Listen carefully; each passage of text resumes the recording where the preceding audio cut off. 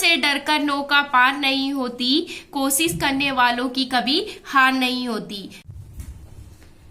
Hello everyone, बड़ों को नमस्ते और छोटों को प्यार।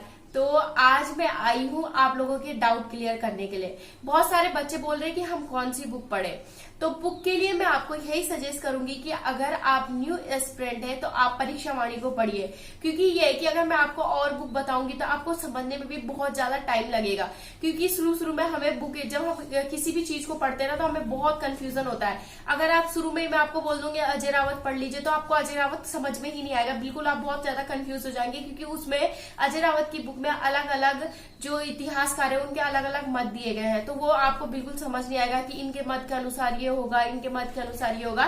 तो आपको यही सजेस्ट करूंगी कि आप परीक्षा वाणी जितना हो सके, जितनी बार हो सके आप पढ़िए। परीक्षा वाणी से ही आपका उत्तराखंड कवर हो जाएगा पूरा, अदर कहीं से पढ़ने की जरूरत नहीं है।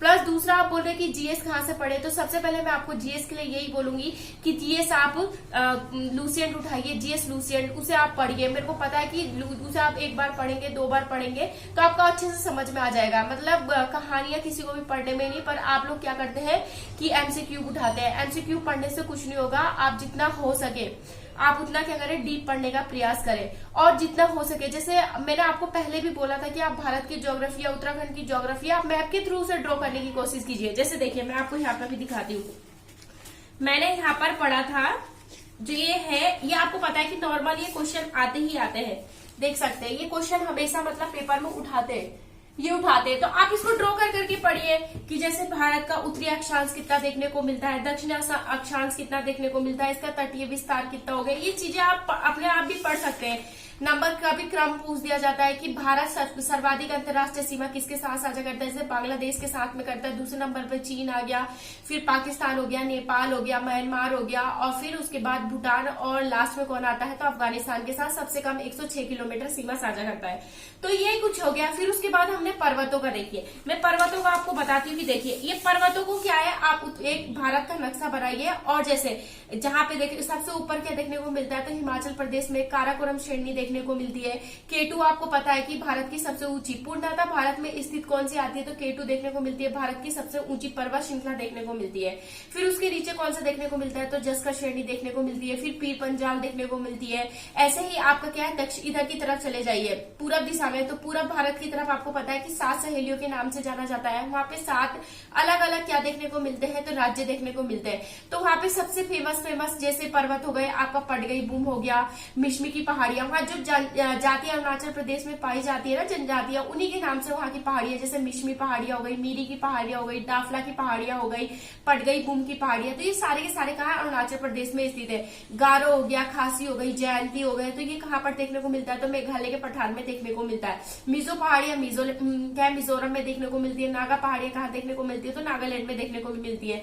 तो ऐसे में करके पढ़िए। प्लस हमारा पश्चिमी घाट, पूर्वी घाट, ऐसे मैप को आप ड्रॉ कर करके याद करने का प्रयास करेंगे तो आपसे बहुत जल्दी होगा। मैंने ऐसे ही, मैं आपको दिखाती हूँ, मैं ऐसे ही पढ़ती हूँ कि मेरे को मतलब याद हो जाए। और ये मैं अभी मतलब मैंने बेसिक से स्टार्ट किया है, क्योंकि मैंने आपको बोलता है 5 महीने मेरे पेपर के लिए, तो मैं इसे अच्छे से पढ़ूंगी। ये देखिए आप देख सकते हैं कि मैंने कैसे ड्रॉ कर करके पढ़ रखा है, तो आप भी ऐसे ही ड्रॉ कर करके पढ़ने का प्रयास कीजिए, ठीक है। दूसरा हमें क्या देखने को मिल रहा है, दर्रे हमें कैसे, हम जैसे दर्रे को लिख देते हैं तो हमें याद नहीं होता, पर हमने क्या करना है, मेरे को याद हो गया कि उत्तराखंड का नक्शा कैसा है और इंडिया का नक्शा कैसा है, तो मैंने उसे अपने माइंड में फिट कर लिया है। और कोई मुझे बोलेगा ना बिना देखे तुम एक इंडिया का नक्शा ड्रॉ कर दो, तो मैं इंडिया का नक्शा ड्रॉ कर लेती हूँ, और मुझे पता चल गया है कि कहाँ कहाँ पे कौन से दर्रे है, तो मैं उन दर्रों को याद, जैसे आपको पता है कि पाकिस्तान में कौन सा देखने को मिलता है, पाकिस्तान और भारत के रिश्ते हमारे क्या खराब है थोड़े, तो ये क्या है हमारे बुजुर्गों की गलती थी, तो वहां पे कौन सा, तो बुर्जिला दर्रा देखने को मिलता है। जम्मू कश्मीर जाते हैं तो वहां पे सब चीज अच्छा ही अच्छा दिखते हैं, बढ़िया ही बढ़िया दिखता है, तो वहां पे कौन सा, बनिहाल दर्रा देखने को मिलता है। फिर जस्कर श्रेणी में कौन सा आता है, तो जोजिला दर्रा देखने को मिलता है, जो कि श्रीनगर को लेह से जोड़ने का प्रयास मतलब जोड़ता है, मतलब ठीक है। फिर उसके बाद सबसे ऊपर कौन सा आता है, काराकोरम दर्रा देखने को मिलता है। तो आज हम सबसे नीचे की तरफ आते हैं, तो नीचे की तरफ क्या देखने को मिलता है, तो केरल के जो केरल वाला एरिया, वहां पे 2 दर्रे देखने को मिलता है। एक कौन सा देखने को मिलता है, तो पालघाट, और दूसरे का आता है, कौन सा देखने को मिलता है, तो सैनकोट दर्रा देखने को मिलता है। फिर अगर महाराष्ट्र में जाते तो भोर घाट का दर्रा देखने को मिलता है और थाल घाट का दर्रा देखने को मिलता है। फिर ऐसा ही क्या है हमारा नाक, सिक्किम कैसे निकला है आपको पता है कि जब हम यूं करके बनाते हैं तो सिक्किम क्या है, हल्का सा यूं निकला हुआ है, तो वो नाक की तरह निकला है, तो नाथुला दर्रा हो गया। दूसरा कौन सा, जेलपाला, जो कि भूटान और किसको, ये है कहा सिक्किम है, जो कि किसको, भूटान और किसको जोड़ने का प्रयास करता है, तो ये भूटान और क्या है, सिक्किम को जोड़ने का प्रयास करता है। फिर उसके बाद देखिए यहाँ हम क्या दिखाते हैं, अरुणाचल प्रदेश के दर्रे क्या होता है, तो सबसे पहले सन कहाँ से निकलता है, तो अरुणाचल प्रदेश से निकलता है। तो दिया क्या दिखाते हैं, सबसे पहले हम भगवान जी को दिया दिखाते हैं, तो दिया से याद रखिए, दिया से तीफू दर्रा और यंग दर्रा, ये कहाँ है, अरुणाचल प्रदेश। तो ये आपकी शॉर्टकट ट्रिक अपने से भी बनाने का प्रयास कीजिए और याद करने की कोशिश कीजिए। फिर मैंने अफवाह तंत्र, आपको पता है कि अफवाह तंत्र से भी बहुत मोस्ट इंपोर्टेंट क्वेश्चन आते हैं, तो आप क्या करिए, पर्वत श्रेणी आपको याद हो गई तो आपको आराम से याद हो जाएगा कि लूनी नदी कहाँ से निकलती है, फिर सरस्वती नदी कहाँ से निकलती है, चंबल कहाँ से निकलती है, काली सिंध कहाँ से निकलती है, बनास नदी कहाँ से निकलती है, बेतवा हो गई, केन हो गई, तो बेतवा और केन पर आपको पता है नदी जोड़ो परियोजना चलती है। फिर उसके बाद कौन सा, सिंधु नदी हो गई। पंचनंद किसे कहा जाता है, जो क्या है 5 नदियों की धरती पंजाब को कहा जाता है, वहां कौन कौन सी हो गई, सतलज, ब्यास हो गई, चेनाब हो गई, झेलम हो गई, और एक का नाम क्या था, रावी। ये 5 नदियां देखने को मिलती है। तो नदियों को भी शॉर्टकट यार नक्शा बनाइए, ड्रॉ करने का प्रयास कीजिए। तो ये मैं आपको बता रही हूँ कि आप इसको पढ़ें। दूसरा क्या आता है हमारा, ये मेरे नेक्स्ट चैप्टर मैंने पढ़ रखा है मौसम और जलवायु।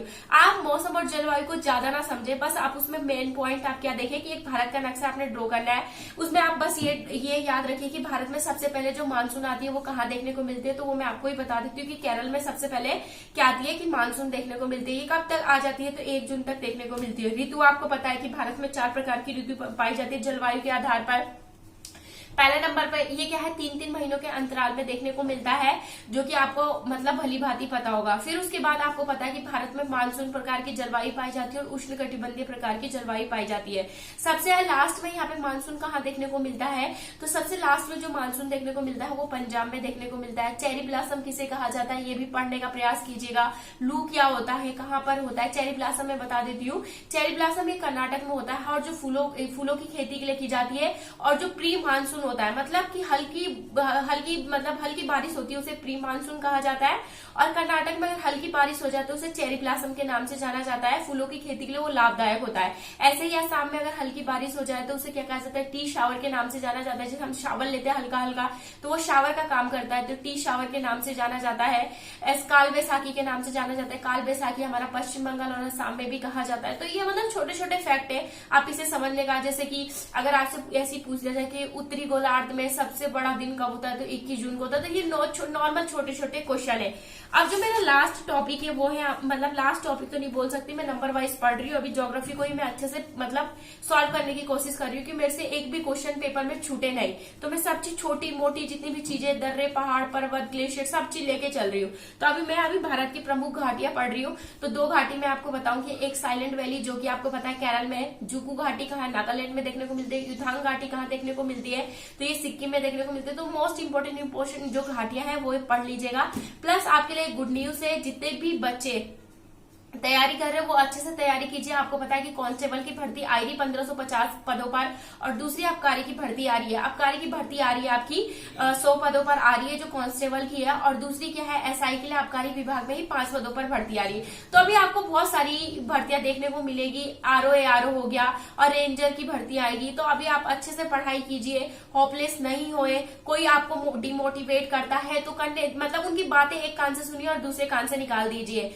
तो उनकी बातें, बहुत सारे लोग होते हैं, हमारे दोस्त मैं बताती हूँ, हमारे बीच में से हमारे दोस्त के होते हैं कि तुमने पढ़ लिख के क्या कर लिया, अरे जब रिजल्ट आएगा ना तो अपने आप लोग देख लेंगे। इसलिए आप कुछ मत बोलिए, प्रयास करते रहिए, और भगवान ने चाहा तो कभी ना कभी आपको इसका मतलब फल जरूर मिलेगा। तो अच्छे से पढ़ाई कीजिए, मैं भी पढ़ाई कर रही हूँ। बेस्ट ऑफ लक सभी को। तो आइए हम सब मिलकर अच्छे से पढ़ाई करते हैं। Thank you for watching.